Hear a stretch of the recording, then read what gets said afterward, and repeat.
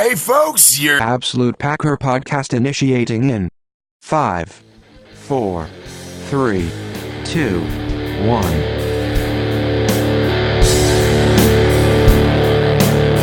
I started. Okay. Should we have a dirge, funeral dirge, open us up? No, maybe not. That's too much work.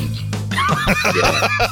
And we're not going to put. If the Packers aren't going to put an effort, we're not going to put an effort either. So I agree I'm just with kidding. that. I'm just kidding, everybody. Welcome to episode 13 of the Absolute Packer podcast with Andy and Elliot. After one of the more depressing games I've ever witnessed live or watching on TV of the Packers, I have to put that ever, yeah. It was. Ever, including the 80s, ever. Yeah, and I honestly, I as you know, I became a big fan in the early 2000s. I didn't move up here until 2000. So, I got the last half of Favre's career, and obviously I didn't go through the detritus that was the 70s and 80s. I've heard all about it. So, yeah, is there an element of being spoiled? Sure, but wow, I mean, that was. I told you before we got on here that I was lucky enough to watch that game from a suite, which was, I'll say, if you're going to watch that crappy of a product on the field, at least watch it in a suite with plush surroundings. You know what? You actually, if you have the opportunity to be in a suite, you almost want the game to be not that good because you want to partake in all of the wondrous amenities of the suite. Yeah. There's a lot of distractions, I'll tell you that. I mean, you're looking, you go, oh, another turnover. Then you turn around and you go, oh, what's this? Caviar? Oh, thank you. No. Okay, there was no caviar, right? No, there was no caviar. Caviar. But I bet there's some delicious food, and I'm sure the dessert cart was amazing. Yeah, it was pretty neat. I will say that. I'd never been up in that general area because normally I'm with the common folk down in the other places. No, I'm just kidding. But the real folk. Yeah, the real folk. Yeah, not the fake folk. Yeah, but yeah, I'm trying to think. Where do you start with the product on the field right now? Brutal, just brutal. I mean, getting right into the X's and O's. What really stunk, I mean, obviously the game itself was putrid, but we got the ball and we got on offense, and the first drive up until when they were driving into in the red zone looked great. First 4 or 5, it did. It looked good. Fantastic. The offense looked great. Hundley looked great. Everything was humming. Yep. And then that interception, and that at that moment it was just a freight train downhill. Holy cow! So so that interception focused defense, isn't that what we're supposed to have? Yeah, we're supposed to. I mean, the Capers defenses, 3-4 defenses like that are always these bend but don't break, but rely on turnovers. We're not getting a lot, that's for sure. We have some, but the Ravens, I'll say this, coming in, they have a very good pass defense. Their overall defense, I would say, they're about average, but their pass defense has got a lot of veterans in the secondary, and they're good. So, it wasn't like, Hundley was going up against the Little Sisters of the Poor on there. But they're not all world beaters. And, the defense, the Packers defense, I think they played as good as they could. I agree. The standards for the defense are relatively low. We understand that, and the Ravens aren't world beaters on offense. In fact, they're not too good in the passing game. But the Packers offense put them in bad spots. So I really think that was a winnable game. I know that the without score question, looks otherwise, but that first half we should have been in the lead, and the second half we should have been able to hold our own. And it was that interception in the end zone by Hundley just start the game. I mean, had that been a touchdown or even a field goal, that completely changes the complexion of that. Because after that interception, I think Hundley was shell shocked, and I don't know if McCarthy was, but Hundley was just after that he was a different quarterback. It was brutal. Totally. Because the second interception on their first 3 drives the Packers had on offense ended in turnovers. All 3. I know. 2 interceptions and then a fumble. Just yuckity, yuck. That second interception he threw off his back leg, trying to sling it 50 yards downfield to Kendricks and underthrew him by 10 yards. I mean, that right there reminded me of Brett Favre circa 1993. Although Favre had much bigger of an arm. Well, and strategically, like it was a horrible decision. Yeah. So, but okay. So I think about Brett Favre like on a third and long, or a fourth down situation. Like a lot of his interceptions happened that way, where whatever, it was either that or punt. And I defend some of those interceptions, but this was not that. Yeah, and with Favre, people tend to forget that, when he first became the starter, he had an ascending defense to help him, and then towards the MVP years and the Super Bowl win, right, he had an all-world defense, so that definitely helped. The Packers don't have an all-world defense; they have, at best, a mediocre defense. So they have to play damn near a perfect game on defense. If the offense doesn't score, they have to play a perfect game on defense to win. I mean, they can compete, but so they did. The Packers defense did. They didn't lose that game. Let's put it that way. They were not responsible for losing that game. They did as good as they could, and they suffered more injuries. I didn't have this as a note here, but I mean, Clay Matthews got hurt again, and it's a groin injury. It's just, I don't think Clay Matthews is going to be back with this team next year. They're talking about, would he take a pay cut because he's grossly overpaid right now? I wouldn't even bring him back because he's just. I think this may be his last year with the team. And that's based just more on injuries more than anything. Can't count on the guy. But yeah, it was the last time they got, it was interesting. The last time they got shut out at home, it was 11 years to the day. Was it really? Yes. The last time they got shut out was 2006, McCarthy's first year as the coach. So he had Favre. They got shut out 35-0 by the Patriots and Tom Brady, who were just coming off a Super Bowl season the year before. Wow. Yeah.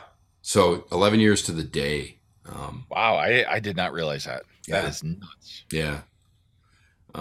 So, I mean, there's not the game collectively sucked. Hundley took a lot of steps back. And I mean, McCarthy, for all his chest pumping and saying, I believe in Brett Hundley, and I understand you can't get up there and throw your players under the bus. That's not the right move to make. But McCarthy painted himself in the corner by, saying I have 3 years invested in Brett Hundley. I'm the quarterback guru. I'm a highly successful head coach, which he famously said last year, and all this stuff.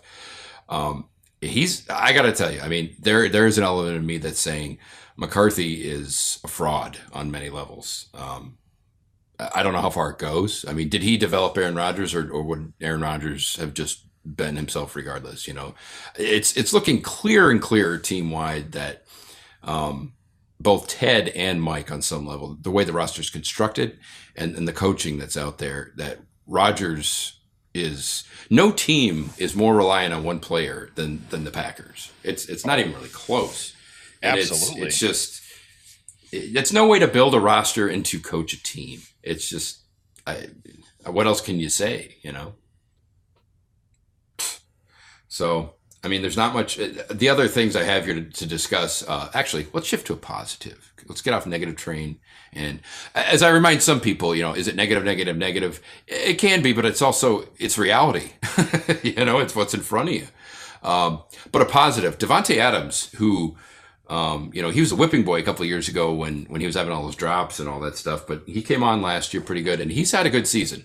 I think he looks to be the one player on offense who, regardless if Rodgers is in there or not, can perform. He's obviously the number one receiver right now. He's got some speed back. He's not a burner, but he's quick. He's becoming a pretty good route runner. So that's good to see. I mean, I think Adams, if my memory serves me correct, he had more than half the offensive yards by himself of the whole team in that game. So again, you're kind of looking at that going, whoa, but that's a good thing. Okay, but is that because Jordy was covered more? Well, no.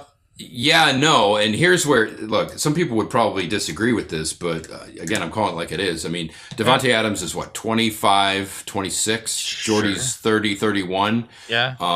So Davante Adams is basically just getting into his prime. Jordy's on the backside of his career. And Jordy's never been a burner even when in his prime. He's always been a very savvy receiver, but he's lost a step. He can't separate on man-to-man coverage. He's not a deep threat. Him and Rodgers have that symbiotic chemistry where that's where they make those plays. So right now he's just a receiver in this offense. And they need a guy who's more athletic, i.e. a Davante Adams, to be able to make those plays, which he is, to his credit. But so yeah, Jordy is, are there times he's been open? Sure. But he's not, Jordy out there with Aaron Rodgers versus Jordy out there with Hundley. It's like two different players, and that's part of Aaron Rodgers making guys look good. Let's be honest. So I never know I never know how much to put on one player versus another in that situation. Right. Yep. But I mean, I don't know. I mean, that's compelling. It's really hard to say. And I'm not trying to say Jordy's not bad, but again, some of this is father time catching up. And again, this whole scheme offensively and the team is so predicated on making Aaron Rodgers be successful and being the guy. You want you to set up your team around a great player like Rodgers. But again, I defy you or I challenge you to find another team, whether it's in the NFL or even any other league, where one player just destroys everything. I mean, let's be honest. The collective team, since Rodgers went down, special teams, everything, coaching, hasn't responded well at all. Collectively, the adversity, that you'd like to think that there's been little bright spots, but it's just not a good look for the whole damn regime and the whole team collectively. And, there's so many things have been exposed. And again, there's a few positives here and there. The Davante Adams thing. And I think even Aaron Jones, who likes the wacky tobacco, apparently. But hey, you're skipping ahead. I know. But when I said Aaron Jones, I had to go right into that. We can get into that later. But but even, Jamal Williams, a running back, he looked okay. He didn't look quite as good as the week before, but they're also crowding the box, with all those defenders, and they're daring Hundley to beat you. Right. So it's hard to run there. Yep. So, I mean, I'm bouncing a little bit around on some of the game stuff, but yeah, it was just when you get shut out by a bad team at home, there's not a lot of redeeming qualities. There just really isn't. I think the only positive I really had, I mean, you threw the Adams thing out there. I thought that the first drive down was good. I don't know. I was depressed the rest of the game. Yeah. I mean, after the first drive, it was, again, I'll give the defense credit for holding them in there here and there, but yeah. Defensively, I do feel like that was good enough. Like, up until I agree. The defense up until it got to, garbage time, like people say, the Packers held their own, right? On defense. I think that was adequate. It could have won the game, and they just got to step it up on offense. And I don't know what that means. I don't, so I was reading an article. We were talking about Jordy Nelson, and Nelson's production down with Rodgers out. So I don't. Way down. Oh, it's down. It's way down. I mean, like, so the article starts out, no one on the Green Bay Packers roster misses Aaron Rodgers more than Jordy Nelson. And I believe that. And like I said, the big thing there is think about how much time Aaron Rodgers and Jordy Nelson have together, plus how good Rodgers is. I mean, let's be honest. Right. Look at the other receivers that have left and how poorly they've been. Greg Jennings left. Absolutely, he was on track to be an NFL Hall of Famer, damn near, if he stayed here, and he turned into nothing. So Rodgers makes some of these guys, and now again, I don't want to make it sound like Jordy's a bad player. He's not a bad player. He's a very savvy wide receiver. But so much of that is chemistry with Rodgers. Yes. And Rodgers being incredibly accurate and just knowing those kinds of things. So again, there's going to be a big drop off on any team when you lose, a great player or a great quarterback to those guys. But the drop off from when Rodgers throwing to Jordy Nelson to Hundley, where Jordy Nelson, I'd say, is above average at this point in his career with Aaron Rodgers, he's mediocre with Hundley. And that's just because of where Jordy's at in his career. He's not as fast. He needs to have more athleticism. He's basically getting a time machine to be younger. And that's just not a fault of his. It's just the reality of it. Yeah. Well, I mean, Hundley can't zip it yeah. So it's true. Yeah.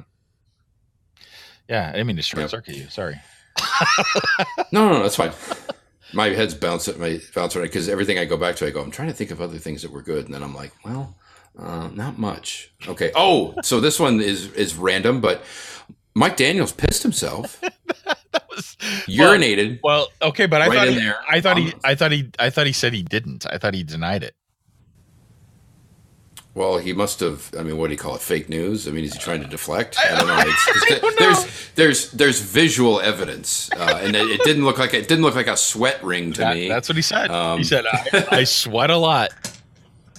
I don't know. I would hope so. And then the reporter would go. By sweat, do you mean piss? Mike? Well, I don't know.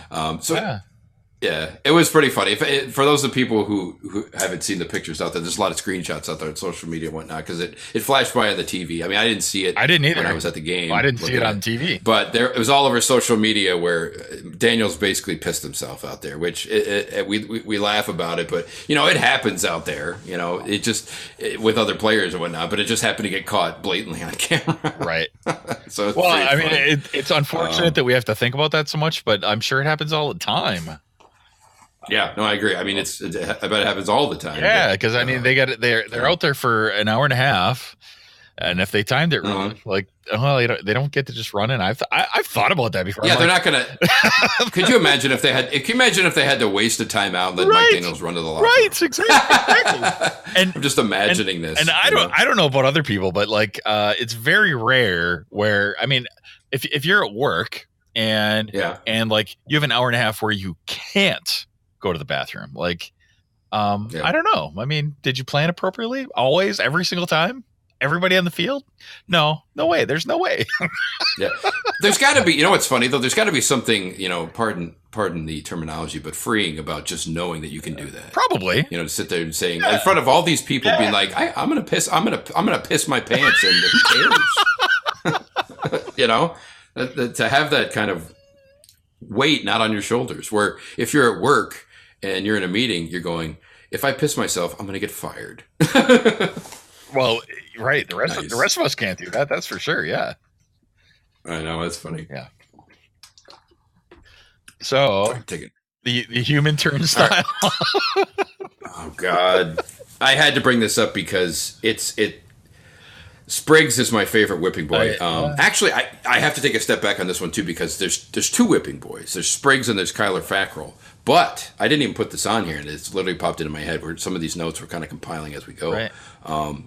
Memories on the game. But Kyler Fackrell came in relief of Clay Matthews because he injured his groin, and Kyler Fackrell had a very good game, believe it or not. He looked really good. This was his best game of his career. So is he going to turn the corner? Who the heck knows? But that was another positive that came out here. My favorite outside linebacker whipping boy, Kyler Fackrell, had himself quite a game. So I want to definitely throw that in there. But Spriggs, for those who don't know or aren't terribly familiar with him, right tackle. Ted traded up last year to get him, second round. He had a pretty poor camp last year, his first rookie camp, which happens a lot, even for players that drafted high. But he had an even worse camp coming into this year. And the biggest jump you're supposed to have, as they say in the NFL, is a jump from year 1 to year 2. And Spriggs has gone nowhere but south. He got hurt. They've just brought him off IR, like temporary injured reserve, and the guy is absolutely terrible. I mean, it's stunning. For a second-round pick that they traded up to get, he might go down as one of Ted's worst picks right now. The guy doesn't even look long for the league, let alone the team. If you look back and see some of the plays that he allowed in this game, literally there's guys where they engage, and he's playing right tackle in relief of McCray, who got hurt. That's why he even got out there. He's letting guys literally run right by him, not even getting a hand on them. Things that just they look odd that an NFL player would even allow this to happen. And it's just, I don't know what the heck they're going to do with this guy. I don't know. The regression is stunning, and they have a lot invested in him. And for a team that does draft and develop, if you screw up a second round pick, it's actually double because they traded up, which means they wasted 2 picks on him, the draft pick itself and the one they traded. So yikes. I don't know what to say, but yeah, Spriggs, the human turnstile. Yeah. Yep. So that's troubling. It's a real troubling development. So, okay. So the Packers are 5-5 right now. And do we consider this a rebuilding year, and we dump all these like mediocre players that do we just I would clean house if I can. Yeah, what's interesting is, I mean, it's tough because This doesn't happen a lot in the league where you have essentially the best player in the league. Now he's hurt, but it's not like it's a terrible injury. So, and Rodgers, I'd say, is still in his prime. Right. He's at the latter end of his prime, but he's in his prime. And they have a team that on the surface looks like it is one of the bottom 5 rosters in the league. And just in terms of talent, depth, the whole shoot match. They have a general manager. They're at quite a crossroads. So what you're saying is if they try to really dump the rejects and get rid of the picks that aren't working out, a rebuild right now isn't going to happen in 1 year. And it's not going to happen in 1 year for a variety of reasons. And one of the big ones is the amount of talent they have to replace is just you can't happen in 1 year. And number 2, you got a general manager that never signs free agents. Now, Ted did sign a couple free agents, one of them being Martellus Bennett that blew up in his face horrifically. Right. And what makes me nervous is he could look at that and say, see, I went on and signed a free agent, it blew up, and he's going to be even more gun-shy in free agency. I'm not saying that's what's going to happen, but I'd be lying if I said you'd not be thinking about that. Thompson's going in the last year of his deal. McCarthy is too. They're not going to be lame duck guys, so it's on Murphy. There's so many moving parts and things coming to a head. There's things coming to a head in this offseason that rest on Mark Murphy, and a lot of it is going to depend on how this season plays out. And as you mentioned, it's like I forgot they're 5-5. They feel like they're 1-9. Well, whatever, right. But they're 5-5. But right now they're going nowhere, and I mean nowhere fast. And some of it's injuries, some of it's poor play. Some of it's just bad coaching. It's darn near everything. So they got to get rid of some guys. There's a lot of dead salary. And if there's one thing that Ted's always been good at, he doesn't have any bad contracts in terms of if he dumps them, it's salary cap hell or anything like that. So if you dump a Clay Matthews, he's not going to count that much against the cap. But it's the decision to do that they have to do. They have to get rid of Clay Matthews. I would even argue they have to get rid of Randall Cobb. They may have to get rid of Brian Bulaga. These guys, and it's because of injuries, it's because of the whole package, play, all that kind of stuff. Yeah, but you got to have players to replace them. They don't. They really don't have it. Is Ted the guy? Is Ted the guy to do the next draft? Again, these are all huge questions that are going to be answered not in the next 60 days. It's going to be the next 6-7 months, if not longer. It's a very interesting time. Rodgers is going to come back. But and he should be fine. And I'm not come back next year, I should say. But there's a lot of stuff. I want him to have a better team behind him, though. It's going to take more than just one offseason to fix this, in my opinion. So that's my opinion. Is it so? Okay, so I'm looking at the standings right now. Okay, so when I look at the NFC,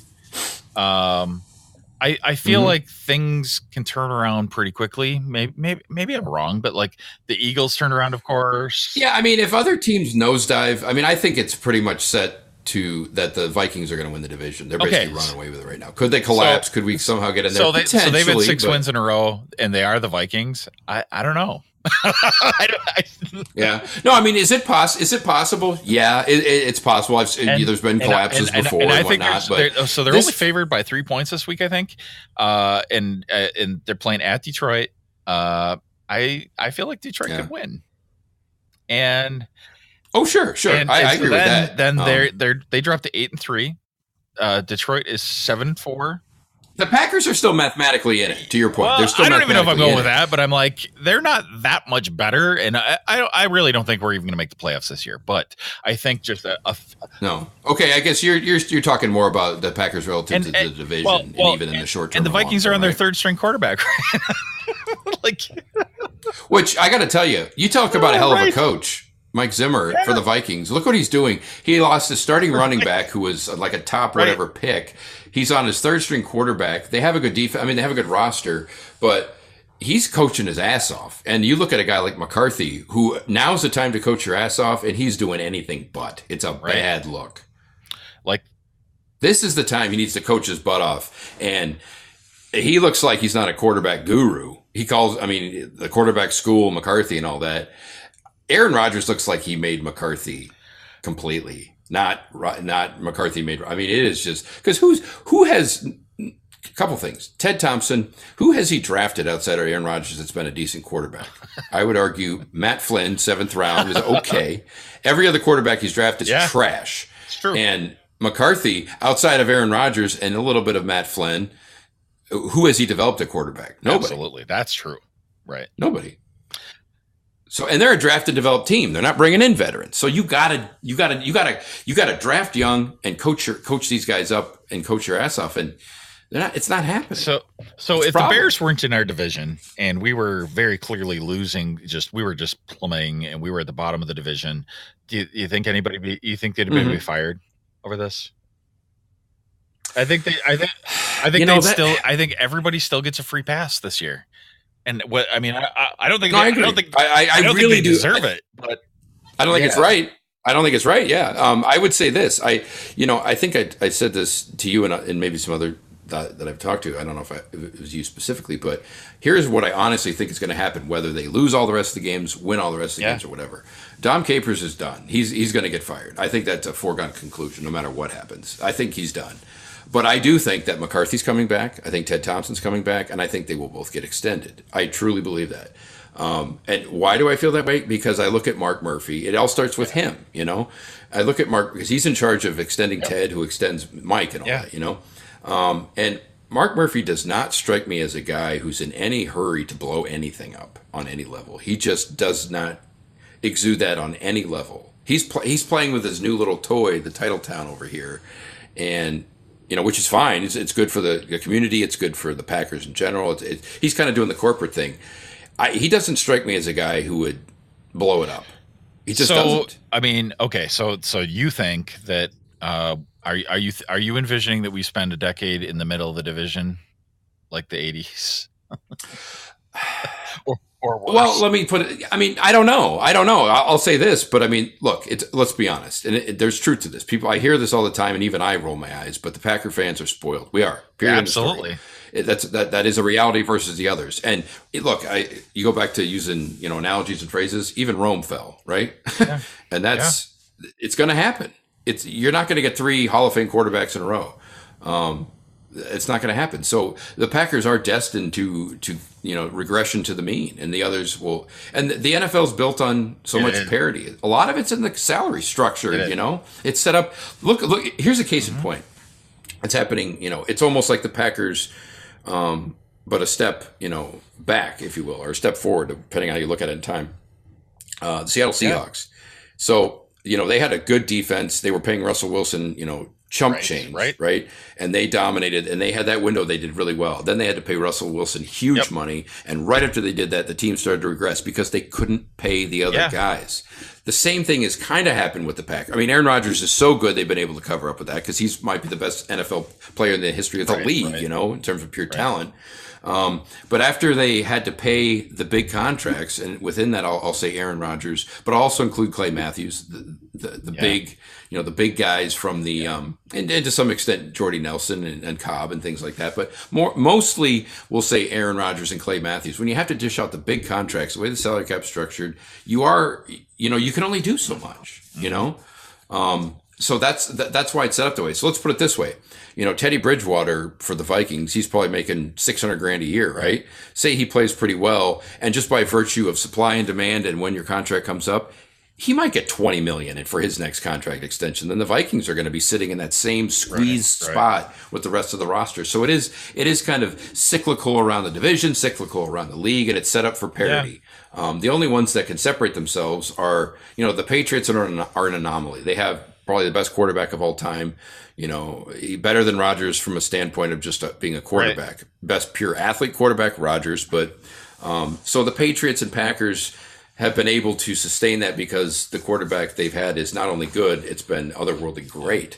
The rest of the league, just look at it, Yeah, I don't know. I mean, I wish I had a crystal ball, but I also kind of don't. I do think. I mean, anything could really happen. I think the Packers, as long as they have Rodgers and he's relatively healthy for the next 6-7 years, they should still be pretty damn good. They really should, because they have Rodgers.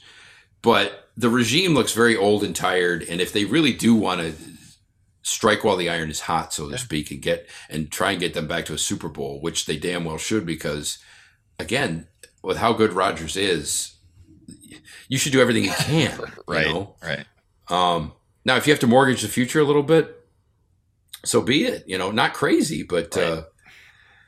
but that's going to have to become with a paradigm shift in how they not only acquire players and using other avenues, more trades and free agency, but also coaching. McCarthy is a stubborn son of a bitch. He will not change his scheme. He will not change. Fourth downs. And fourth downs. We got to talk about fourth downs. The goddamn wildcat he runs where they put it in. And it is beyond. It's just so stubborn, and stubborn with how he coaches the scheme, but also stubborn in how he retains coaches, i.e., Dom Capers. Yeah. Unless that changes, you're going to get more of the same. So some of this is change for change's sake, but some of this is changes that you got to on some level. Yeah. I don't know. Yeah. So we're jumping around, but we're kind of talking globally, but okay. So I am all about being aggressive on fourth down. I would go for fourth down way more often than not if I have Aaron Rodgers on the field. So if you have Hundley, good lord. So this was in the first. Was this in the first quarter even? I'm not sure. I think I know what you're talking about. It may have been. And I'm like, yeah, I think it was first half. They went for it on fourth down. I'm like, we don't with a fucking wildcat. We never go for it on fourth down. What are you doing? And when he did it, he gave it to a wide receiver 4 yards into the backfield, running laterally. I was, and everybody in the world knows that Randall Cobb isn't going to sit back there and throw it. Right. Everybody. Right. I was. So it's just. I don't know how they thought that would be a good idea. I did not follow that at all. I don't know. And a lot of this goes back to how much McCarthy doesn't trust Hundley. But those are those passive aggressive things you see where it's like he's showing you, I don't trust my quarterback. But it also shows that I guess he doesn't trust his running back. Yeah, no, or his offensive line. He doesn't trust his offensive line to block. The whole thing, the whole package. It was like that sort of thing. If you're trying to be completely surprising, why don't I wish we would have seen more of that with Aaron Rodgers on the field, because let's try some things out when we have a little safety buffer, but there's no safety buffer here. Imagine if they had an exotic kind of a somewhat exotic scheme with Aaron Rodgers. When I say exotic, it would be amazing. With Rodgers, he lines them up and you beat your man in front of you over and over and over and over and over. Right. If they had elements of deception, anything, we talked about that. And they need it way more with Hundley than they would do with Rodgers. Yeah. It's so frustrating. But again, like I said, to this day, Mike McCarthy is a stubborn SOB. My goodness. Yeah. Ugh. So, okay, one last thing on our little list. I threw Mays in there. Is he back on the field at all ever? He will, but it was probably one of the worst. Yeah, he will at some point, I believe. And I bet it'll be due to injury and depth. Oh, God. And part of the reason, because look, he fumbled on his first NFL carry. Everybody knows that. Yeah. But he got back in the game. And the reason he got back in the game was because, the other running backs were hurt, Aaron Jones and Ty Montgomery. But also, you can't give 100% of the carries to Williams because you're going to wear the guy out. Right. So it's almost by virtue of, you got to have some other guy. And then he fumbled on his second NFL carry. I know. Yeah. Just unbelievable. I couldn't believe that. I don't put him back in. I would hand it to Cobb. Our pets' heads were falling off in this game. Is that what you say? Didn't we? Jeez. Did you say we already had to use that for a different one? Yeah, I think I did, but I use that when everything's just going to shit. You go back to dumb. Oh my gosh, yeah. So all right, so we have a couple of funny and good things, right, outside of football stuff. We do. Are we onto that? You got it? First one? Yeah, go ahead. Yeah, I think we are. Okay. We can move on from the excuse for an air quotes game product on the field. All right, so this came down just tonight. It's Tuesday, November 21st, around 10:30. I think this came out about 8 p.m. tonight. So Leroy Butler, famous Packers safety during the Favre Super Bowl years, 2000 or mid 90s into 2000s. He was a great safety, Packer Hall of Famer. I would say, borderline NFL Hall of Famer, but he's deserving. His stats and everything speak for themselves. Inventor of the Lambeau Leap. Yep. He finally got nominated for the Pro Football Hall of Fame. And that happened just today. So I think that we definitely have to at least acknowledge that and give thanks for that, because he's a fantastic guy, fantastic player, yes, and very deserving. So it's great. You know, it's not a lock that he'll get in because he hasn't made the ballot. This is the first year he made it, which is definitely a good sign. You got to do that before you can get in. Right. But that's definitely good to see because there's other safety. There's not a lot of safeties in the Hall of Fame, but there's guys that have been nominated and guys have gotten in front of him that he should, you know, he's easily better than them. So he should get in. So that's great to hear. Yeah. Here, Leroy Butler. Lambeau Leap. Yes, inventor of the Lambeau Leap. Yeah. I think that's awesome. Yeah. Yep. So. Yeah, and that's breaking news. Dun, dun, dun. Yeah. Oh, well, now you see, you're putting the pressure on me to get this out sooner now. So, because for all we know, tomorrow they're going to rescind the offer, right? Well, no, but it's not breaking news if it's not breaking. I know. Yeah. I'd be facetious. Yeah. Oh God. So and then when you already Aaron Jones, we talked about it. Yeah, you already broke the lead on that. Yeah, Wacky Tobacco. So he got busted. Apparently, this happened in over the bye week, I think, in Green Bay. Yeah. He got busted for marijuana possession. Which, look, you know, I'm a pretty progressive person. I think you are as well. And you know, smoking marijuana, is it that big of a deal in and of itself? No. I think within a couple of years, it may even be legal. You know, within the league. Who the hell knows? But in this day and age, and just knowing, you know, what you're supposed to do and all those kinds of things, not a good look. Not a good look. Nope. So that was just another piece of bad news.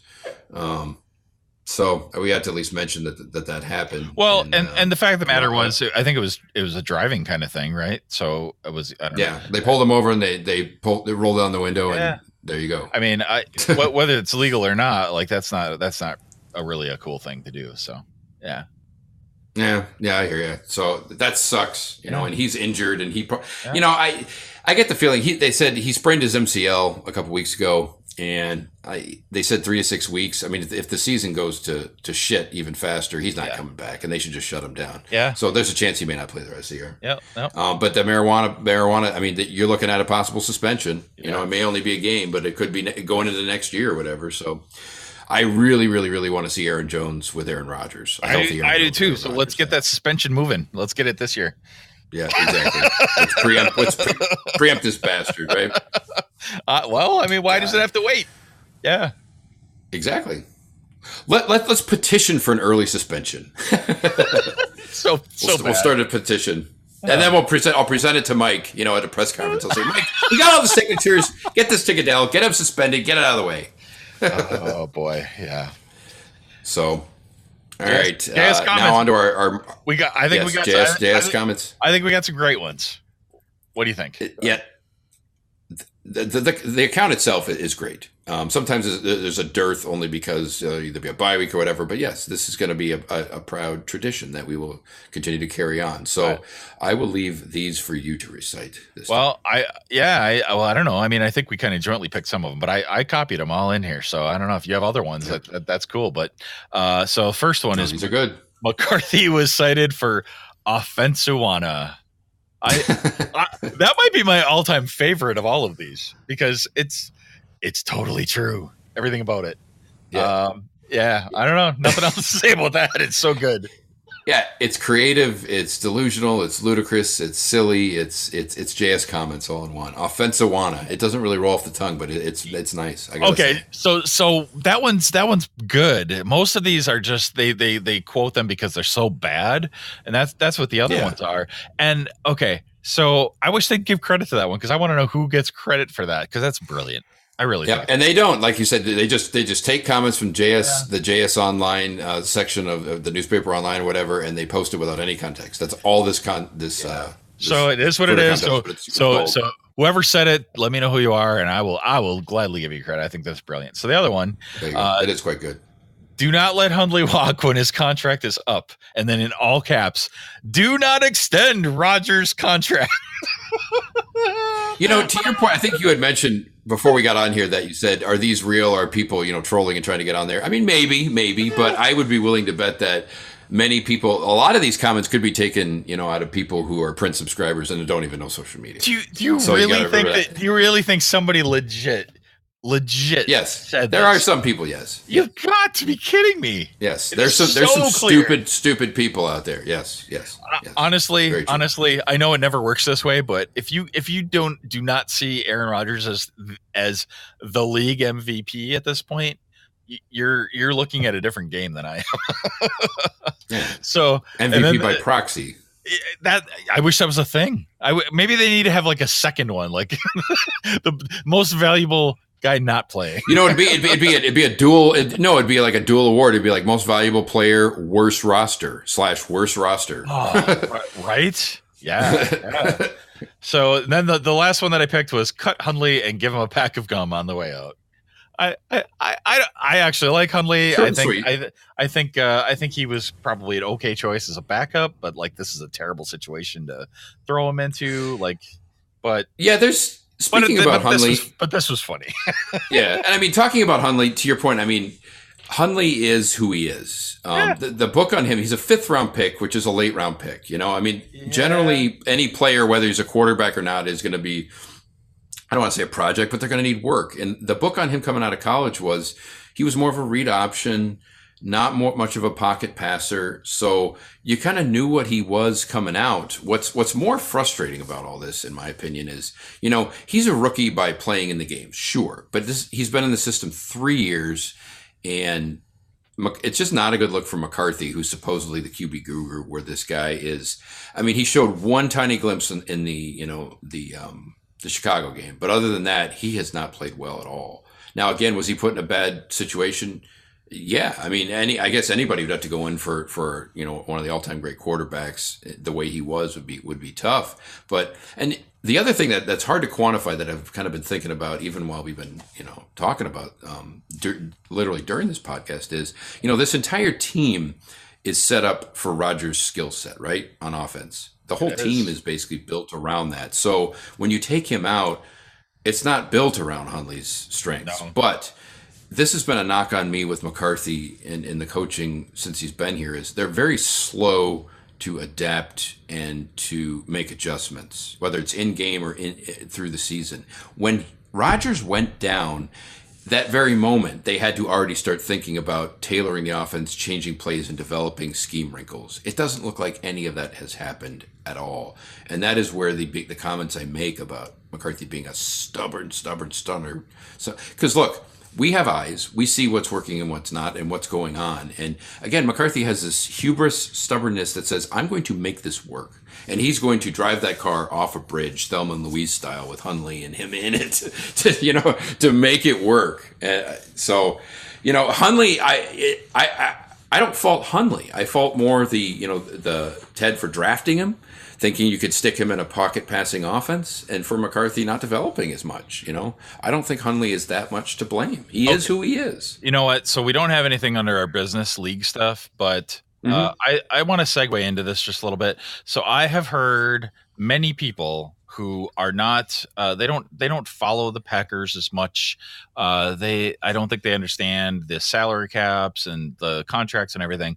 And so many people have said, okay, the Packers are doing so bad. Why is Kaepernick not practicing? Like, why have we not called him up and said, come on down and let's practice? What do you think about that?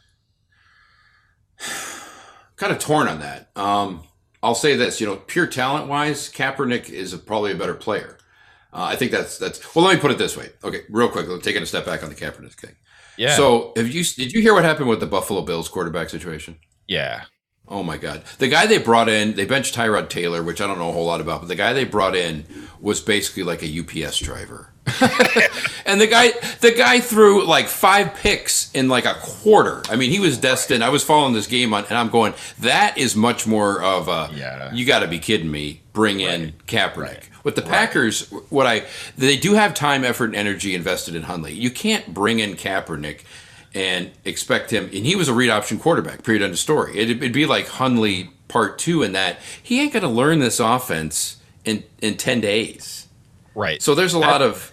That's exactly. But pure talent wise, Kaepernick was a high second round pick. He's got a lot of talent. He's not a pure pocket passer, but so hopefully that makes sense. So I feel like his style of play is a lot like Hundley. but Yeah, in a way. and he of course has experience. He was a better player, but he also hasn't been playing for a while now. So yeah. And let's not forget Kaepernick. He did go to a Super Bowl and he waxed the Packers and all that, and we know he owned the Packers. But right. But he wasn't that good against there was a 3-year stretch there where their defense was out of this world, kind of like Seattle and Russell Wilson. Yes. Just out of this world defense, so that's why that was part of the reason, why he was so successful. The other was, that Kaepernick's got talent.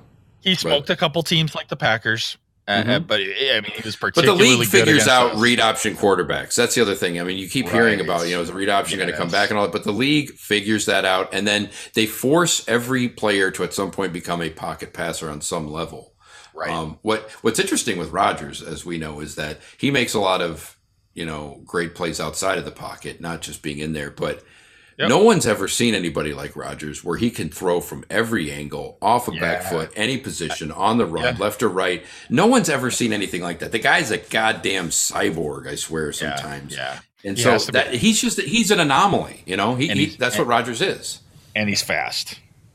He's a fantastic athlete. He's incredibly smart. He's accurate beyond belief. Put it this way. The Packers have never had, I know we're going on a little tangent here, but this is interesting stuff still. The Packers under McCarthy, or even Favre for that matter, they'd never had a true burner, straight up Julio Jones type receiver, right? Could you imagine what Aaron Rodgers could do with like a Julio Jones? Could you imagine what this offense could do with a true burner, stud wide receiver? A Randy Moss in his prime, a Julio Jones, or like Antonio Brown isn't quite on those levels, but he's really good. If you gave him a top 10 draft pick wide receiver, Rodgers could throw 30 touchdowns to a guy like that in one season, I think. Yeah. But he's never had that. So he's had to, I don't want to say make do. That's not the right word. I mean, Greg Jennings was fantastic. He was more of a savvy route runner. And the same thing with Jordy Nelson. And, Davante Adams and all these guys are good, solid players. But, the other part of this is, you look at, you go, why can't we get a Julio Jones? Well, Julio Jones was the top 5 pick. You have to be a shit-ass team to get a Julio Jones. That's the part of it. Or you have to give up the farm to move up and draft, which is what the Falcons did. They traded, a lot of draft capital to go up and get him. And he was a top 5 pick. So they don't last until the late first round. It doesn't happen. Yeah. But man, I think about that sometimes. Ooh, if he had a Julio Jones, my God. Right. Well, right. Okay, so we have the Pittsburgh coming up. Did you see the line? Oh my God. 14 and a half dogs. 14 and a half dogs. Are you watching my screen right now? That's literally what I was just going to say. So when I'm looking at all of the NFL odds, okay, so there's the Patriots versus Miami at 15 and a half, and then there's Green Bay and Pittsburgh, and they're favored by 14. This game could be. I'm predicting it to be a blowout, ugly loss. I mean, if it gets really out of hand, like say it's another shutout, if the Packers get shut out like 38-0, you're looking at. Really, the season getting out of hand. You're looking at McCarthy losing the locker room. You're looking at lots of bad stuff. If it really goes south, if they're even somewhat competitive, that's okay. But if it's another, I don't know. Boy, that is. I'm looking for him just to compete. That's it. Dude, that is like that's insane odds. That's an unbelievable number that I don't even know how far we'd have to look back to see that for the Packers. Like I don't. Oh my God! I bet you it's into the early '90s before Favre got here. I really don't. Have we had odds that bad even the last time Rodgers was out? I can't even believe. That. That's a good point. When he was out in 2013, maybe not. But that is a commentary of Vegas looking at the Packers roster and probably coaching and saying, "Look at this shit." Yeah, I mean, I get it. Pittsburgh's a better team, but didn't the Bears beat them? Yeah, the Bears beat them at home. Pittsburgh, you look at the record, I think, what are they, 7-3 or something like that? Yeah, something like that, I think, yeah. And they have a good defense. They do. Their offense is pretty good. Their defense is pretty good. They're 8-2. They're 8-2 right shit. So this man, and they could have flexed this game. The NFL, they were like, "Should we flex it?" They didn't flex it. So you're going to get to see this sumbitch on live national TV Sunday Night Football. Oh my god! Oh my god! I don't even. Can you find me something else to do that night? I mean, I'm going to watch it and do the whole thing, but I'm not expecting. I'm a Packer fan through and through. And hey, it should have been a game. With Rodgers on the field, that should have been a game. But. No. I don't know. I mean, I don't know. All right. Again, this could get real ugly. So, yeah. I can't take anymore. Shut her down. Not much else I can say. Yeah. So that's that I think that wraps it up. Yeah. I'm gonna say go Pack go, because I feel like that's the thing to do. But I've never seen that. 14 points. Yeah. 14 and a half, wasn't it? Well, I was looking at Odd Shark, and it's like 14 across the board. Whatever. At that point, it doesn't matter. Might as well say 40. And Spriggs is playing right tackle. Oh wow! I mean, but you might have to. I mean, in a certain way, you always want to be the underdog, right? But oh my gosh, wow! Yeah. So brutal. Yeah. All right. I don't know. We're done, right? Yeah, I think so. Uncle. All right. Talk to you next week. All right. See everybody later. Go Pack. Podcast. Chair. I know, right?